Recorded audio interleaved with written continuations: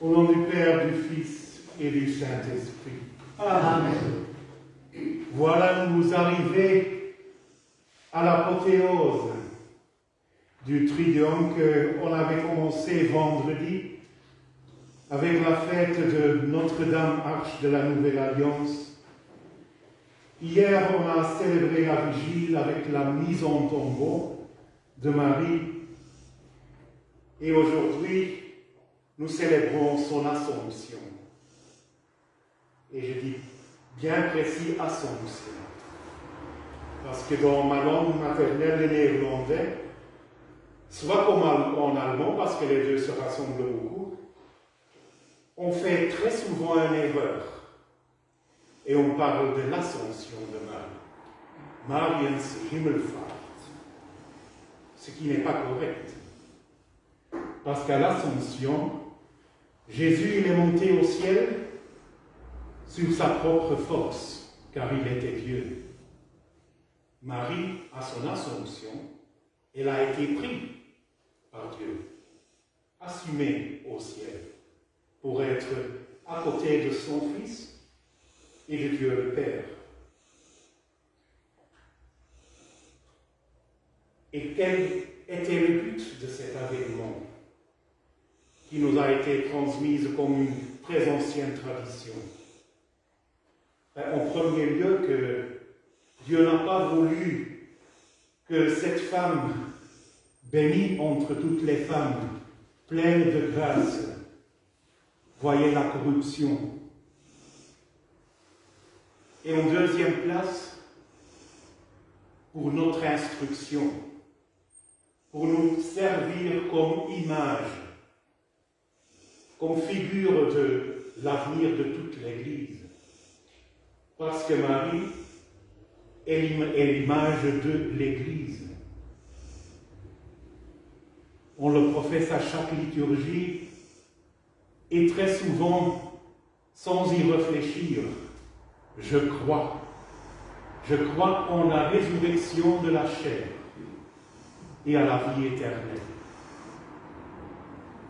Et comme j'ai dit très souvent, on ne réfléchit pas ce que ça veut dire exactement. Et c'est pour ça que l'Assomption de Marie nous a été donnée comme instruction, comme image de l'avenir de toute l'Église. Parce que lors de sa mort, au lendemain, son âme est retournée dans son corps et elle a été prise par son Fils au ciel. Ce qu'est exactement ce qui nous attend au dernier jour. Que comme l'Écriture dit, les morts ressusciteront. Quand la dernière trompette sonnera, et le Seigneur retournera dans sa gloire. C'est exactement aussi comme un signe et une instruction pour nous croyants qu'on a lu cet évangile de Marthe et Marie en cette fête. Et vous pourriez peut-être dire, et ça m'a été déjà dit dans le passé, « Ah, mais vous vous trompez. Ce n'est pas cette Marie-là, c'est une autre. » Oui, je sais bien. Mais comme Marie est image de l'Église, le sont aussi ces deux sœurs de Lazare que Jésus avait ressuscité des morts. Marthe qui s'occupait de tout le ménage, de préparer les repas, de servir. Marie qui était au pied de Jésus et qui l'écoutait. Et l'Église consiste de ces deux personnes. Il y a d'un côté les Marthes, très actives. De l'autre côté les Maries. Et c'est vrai que les Marthes râlent assez souvent au mari, mais tu me fais faire tout seul, viens m'aider. Et Jésus qui dit, ben non, Marie a choisi la meilleure part. Ça ne lui sera pas enlevé. Mais comme c'est pour l'Église en général, en chaque chrétien, il doit être présent ces deux femmes. soit Marthe et Marie. L'une sera peut-être plus dominante que l'autre, mais en nous tous, il faut avoir un peu de Marthe, un peu de Marie. Très souvent, ils sont complémentaires. Monseigneur Raphaël, lors de son homélie pour la fête de Sainte Marthe, qui est aussi mon anniversaire, l'a encore dit, que même si moi je suis né le jour de la fête de Sainte Marthe, je suis plutôt la Marie, que lui est plutôt Marthe. Et comme ça, comment on gère cette communauté, nous deux, on est complémentaires un peu l'un à l'autre.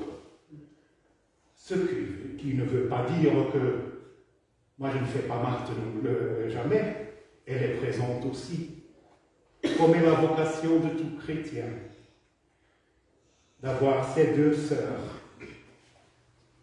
à notre intérieur, qui nourrissent notre vie intérieure.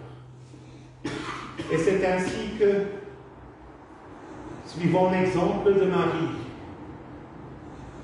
suivant ses pas, nous sommes appelés à suivre Jésus, son Fils. Et comment a-t-elle réalisé ça? Comment Marie, Mère de Dieu, a été Marthe et Marie? Regardons 3 moments spécifiques dans la vie de Marie. Et le premier, c'était l'Annonciation. Quand l'ange Gabriel est venu, elle lui a annoncé qu'elle serait enceinte, qu'elle aura un fils. Et Marie, qui ne comprenait pas bien comment est-ce que ça va se faire, je n'ai pas connu aucun homme. Et il faut être à 2 pour avoir un enfant. Et que l'ange lui dirait que ça serait l'œuvre du Saint-Esprit. Et en ce moment, Marie, elle a reçu la parole de Dieu. Elle a ouvert son cœur et elle a dit, voici la servante de Dieu, qu'il me soit fait selon ta parole. Deuxième moment, après la naissance de Jésus, quand ils l'ont présenté dans le temple, comme était la tradition en Israël, pour les fils les premiers-nés, et qu'il y avait le prophète Siméon, qui a prophétisé un peu le futur de cet enfant, et aussi de sa mère, qui lui a dit, un glaive te transpercera le cœur. Et c'est écrit dans l'Évangile que Marie a reçu ces paroles dans son cœur et y a médité. Ça, c'était Marie. Et troisièmement, Jésus était déjà adulte et il y avait les noces à Cana. C'est là que Marie a déjà commencé son ministère d'intercession quand elle a dit à Jésus, mais ils n'ont plus de vin. Scandale. Un mariage sans vin, ça se fait pas. Et ayant pleine confiance en son fils, elle disait aux servants, faites tout ce qu'il vous dira. Et alors, mes chers frères et sœurs, ce sont les 3 attitudes que nous devons avoir dans la vie chrétienne. Première, d'ouvrir le cœur, de recevoir la parole de Dieu, d'avoir la disposition d'y obéir. Ce n'est pas toujours facile et on est faible. Mais c'est important d'avoir le cœur disposé. Et deuxièmement, d'être un peu comme Marie, de rester au pied de Jésus, d'écouter sa parole, de le méditer, comme le faisait Marie avec la prophétie de Siméon. Et en troisième lieu, de faire ce qu'il nous demande, de faire notre partie de Marthe, d'obéir aux commandements, au plus grand commandement. Aimez-vous les uns les autres, comme vous voulez que les autres vous faites fou à eux. Ça, c'est très facile de traiter les autres comme on souhaite d'être traités nous-mêmes.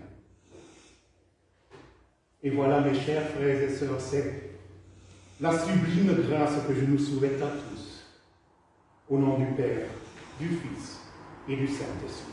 Amen.